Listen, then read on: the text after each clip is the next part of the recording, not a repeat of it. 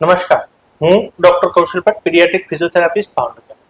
આજે આપણી સાથે છે ડોક્ટર અશ્વિનભાઈ દવે સાહેબ, જે ભાવનગરમાં છેલ્લા 13 વર્ષથી એઝ અ પીડિયાટ્રિશિયન પ્રેક્ટિસ કરી રહ્યા છે. અને આજે આપણે એમની પાસેથી નિયોનેટલ જોન્ડિસ એટલે નવજાત બાળકમાં થતો કમળો એના વિશે આજે આપણે જાણકારી મેળવીશું. સર નમસ્કાર. નમસ્કાર કૌશલભાઈ. સર, નવજાત બાળકમાં થતો કમળો જે લગભગ દરેક બાળકની અંદર જોવા મળતો હોય છે, તો શું દરેક નવજાત શિશુને કમળો થાય જ તે એવો પ્રશ્ન દરેક માતા પિતાને હોય છે, તો સાહેબ એ વિશે તથ્ય શું? એટલે કૌશલભાઈ, આપણું વિજ્ઞાન એવું કહે છે કે જે બાળકો પૂરા મહિને જન્મેલા હોય છે એમાંથી 60 થી 70% બાળકોને કમળો થાય જ છે. ઓકે. અને જે બાળકો અધૂરા મહિને જન્મેલા હોય છે તેમાંથી 80 થી 90% બાળકોને કમળો થતો હોય છે. એટલે ઓન એન એવરેજ જનરલ કન્ડિશનમાં આપણે કહીએ તો 70-80% ચાન્સીસ એવા છે કે દરેક બાળકને કમળો થાય. ઓકે.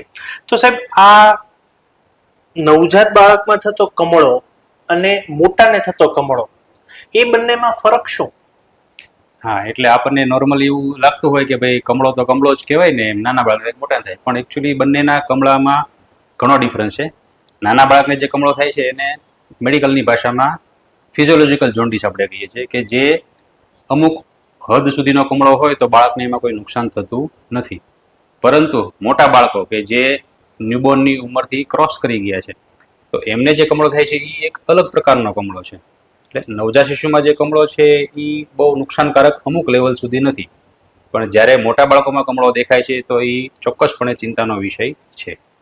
તો સાહેબ, માતા પિતાને બાળકને કમળો છે એવો કેવી રીતે ખ્યાલ આવે?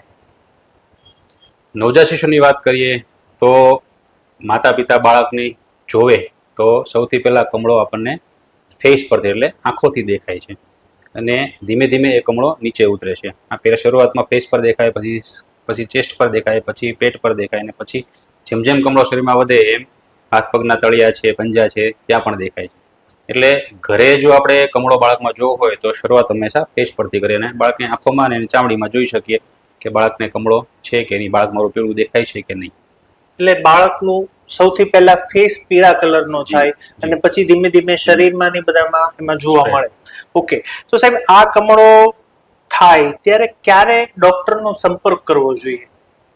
એટલે નોર્મલી અમે જ્યારે ડિલિવરી કોલમાં જતા હોઈએ ત્યારે પહેલા અઠવાડિયામાં અમે 2 થી 3 વાર વિઝિટ માટે બોલાવતા હોઈએ છીએ, કે શરૂઆતના સમયમાં, શરૂઆતના 24 કલાકમાં બાળકને અમુક જે વેક્સિન આપવાની આપણે આપીએ છીએ, યુરિન સ્ટૂલ થઈ ગઈ જોતા હોય છે.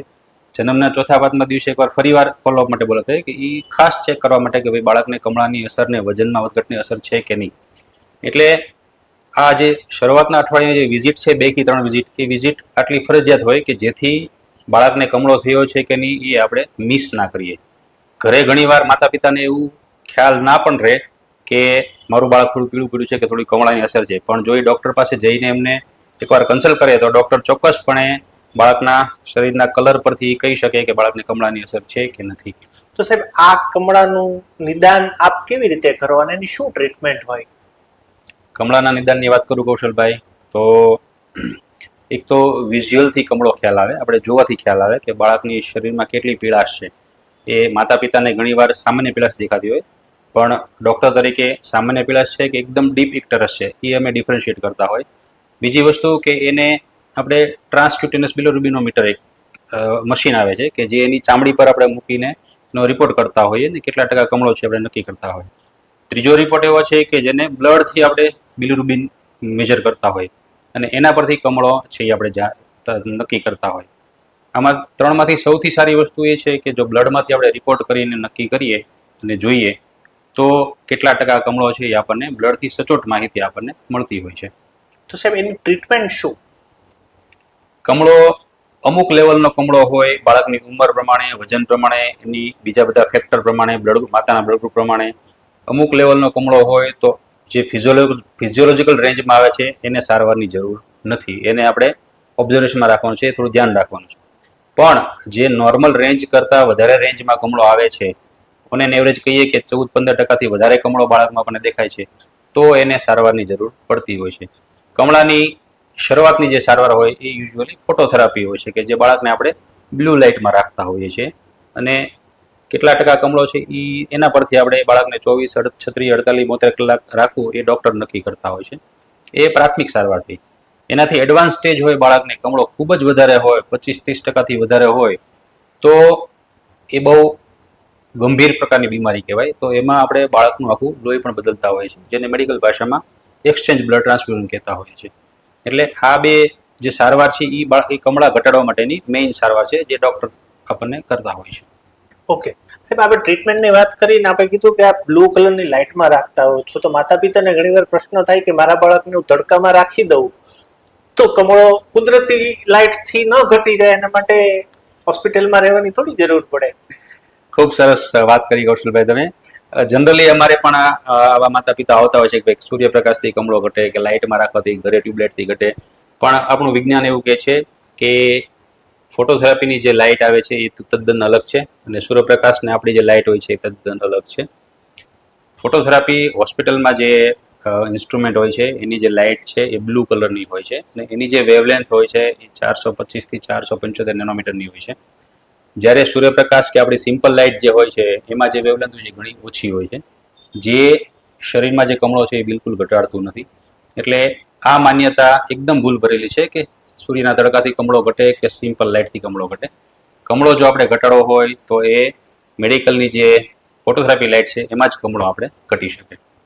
સાહેબ, એક પ્રશ્ન એવો કે બાળકને ઘણી બધી વખત જન્મ પછી તરત કમળાની રસી આપવામાં આવે છે અને તોય કમળો થાય, તો એ શું ખરેખર કમળાની રસી આપવાને કારણે થયો કે ફિઝિયોલોજીકલ જોન્ડિસ થયો કે શું હોય?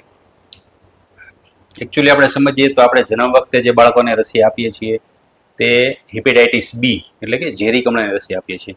અને આપણે શરૂઆતમાં વાત કરી કે બાળકને જે કમળો થાય છે નવજાત શિશુને પહેલા 7 દિવસમાં, એ બાળ કમળો છે, એ ફિઝિયોલોજીકલ જોન્ડિસ છે. એટલે બંને બીમારી ટોટલી અલગ છે. વેક્સિન જે આપણે આપીએ છીએ એ ઝેરી કમળાને અટકાવે છે. એ કમળાથી બાળ કમળો છે કે ફિઝિયોલોજીકલ જોન્ડિસ છે એમાં કોઈ અસર થતી નથી. એટલે એ જે થવાનું એ તો થવાનું જ છે. એટલે આ બંને વસ્તુ આખી ટોટલી અલગ છે. અને સાહેબ, આ આપે જે આગળ એક ફોટોથેરાપીની જે વાત કરી, તો ફોટોથેરાપી માટે બાળકને હોસ્પિટલાઇઝ થવું જ પડે? ખૂબ સરસ પ્રશ્ન છે કૌશલભાઈ. ફોટોથેરાપી છે ને એક મેડિકલ ઇક્વિપમેન્ટ છે કે જે બ્લુ લાઇટ બાળકને આપે છે. અને એ બ્લુ લાઇટ માટે બાળકને આપણે 30 સેન્ટીમીટરથી 45 સેન્ટીમીટર સુધીનો ડિસ્ટન્સ રાખવાનો અને પછી ફોટોથેરાપી ચાલુ કરવાની હોય છે. આ મશીન આપણી પાસે ઘરે હોઈ ના શકે અને ફોટોથેરાપી એ ડૉક્ટરની હાજરીમાં આપણે આપવી જોઈએ, કેમ કે એની પણ ઘણી અમુક સાઇડ ઇફેક્ટ થતી હોય છે. અને જો કન્ટિન્યુઅસ બાળક ડૉક્ટરના અંડર કેરમાં ટ્રીટમેન્ટ લે તો સમયાંતરે આપણે કમળો માપી પણ શકીએ કે કેટલો ઘટ્યો છે કેટલો વધ્યો છે. એટલે હા, કે ફોટોથેરાપીની સારવાર જો આપણે આપવી હોય તો એ ડૉક્ટરની હાજરીમાં જ એમની હોસ્પિટલમાં જ આપણે લેવી જોઈએ. સાહેબ, એક છેલ્લો પ્રશ્ન કે બાળકને કમળાની સારવાર ન કરાવે, માતા પિતાની ધ્યાન બહાર જતું રહ્યું અને કમળો ખૂબ વધી ગયો, તો એની આડઅસરો શું હોઈ શકે? ખૂબ સરસ પ્રશ્ન છે કૌશલભાઈ. અમારી પાસે એવા ઘણા બાળકો આવતા હોય છે કે જેનો કમળો નોર્મલ રેન્જ કરતાં ઘણો વધારે હોય છે, 20%, 25, 30%, અમુક બાળકો તો 40-45% સુધીનો પણ કમળો લઈને આવતા હોય છે. આપણે શરૂઆતમાં વાત કરીએ એમ કે ફિઝિયોલોજીકલ લેવલનું જોન્ડિસ હોય, 15%થી નીચે હોય, અમુક ઉંમર સુધી, અમુક એના વજન સુધી વ્યવસ્થિત, તો પછી બહુ વાંધો હોતો નથી. પણ એનાથી વધારે કમળો હોય અને જો સારવાર આપણે ના લઈએ સમયસર, તો બાળકને કમળો મગજમાં ચડી જવાની શક્યતા રહેતી હોય છે.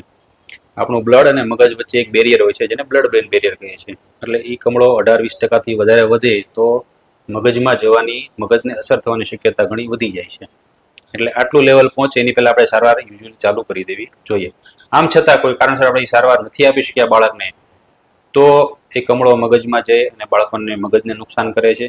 એમાં શરૂઆતની તકલીફમાં વધારે પડતું બાળક રડે, આંચકી આવી જાય, શ્વાસ બંધ થઈ જાય, મીટિંગ કરે, આ બધી શરૂઆતના પ્રશ્નો છે. અને લાંબા ગાળે જેમ જેમ બાળક મોટું થાય એમ એને સેરેબ્રલ પાલ્સી થવી, મંદબુદ્ધિનું બાળક થવું, આંચકીની અસર રહેવી, કાનમાં બહેરાશ આવી, આંખમાં બરાબર ના દેખાવું, આવી પણ લાંબા સમયની બીમારીઓ સમય સાથે રહેતી હોય છે.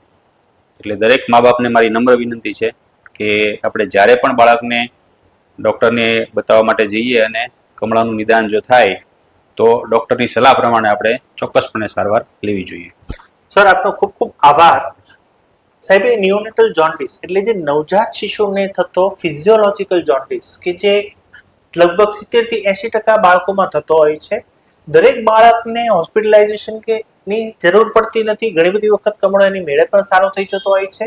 પણ ચોક્કસથી તમને જો બાળકનો ચહેરો પીળાશ પડતો લાગે કે ચહેરા પછી શરીર પીળું પડતું દેખાય તો તમારા બાળરોગ નિષ્ણાતનો સંપર્ક કરી અને એના વિશે સારવાર જરૂરથી કરાવજો. એઝ અ પીડિયાટ્રિક ફિઝિયોથેરાપિસ્ટ તરીકે અમારી પાસે જ્યારે પણ સેરેબ્રલ પાલ્સી વાળા દર્દીઓ આવે છે ત્યારે અમને ઘણી બધી વખત થાય છે કે જો આ માતા પિતા વહેલા જાગ્યા હોત અને કમળાની સમયસર સારવાર થઈ ગઈ હોત તો આ લોકોને અમારી પાસે આવવું ન પડત. એ બાળકોને ઊભા કરવા માટે માતા પિતાને, થેરાપિસ્ટને અને ડોક્ટરને ખૂબ જ વર્ષો સુધીનો અથાગ પ્રયત્ન કરવો પડતો હોય છે અને તોય એમાંથી સંપૂર્ણપણે બહાર નીકળી શકતા નથી. એટલે સાવ નાની વસ્તુ કે ખાલી પ્રિવેન્શન કે બાળકને પ્રોબ્લેમ નું ધ્યાન રાખી અને આપના બાળરોગ નિષ્ણાતને કમળા વિશે સાચું આપ જાણકારી મેળવો અને સાચા સમયે નિદાન કરાવો તો આગળ બાળકને આવતી મોટી તકલીફોમાંથી બચી શકશો. આભાર.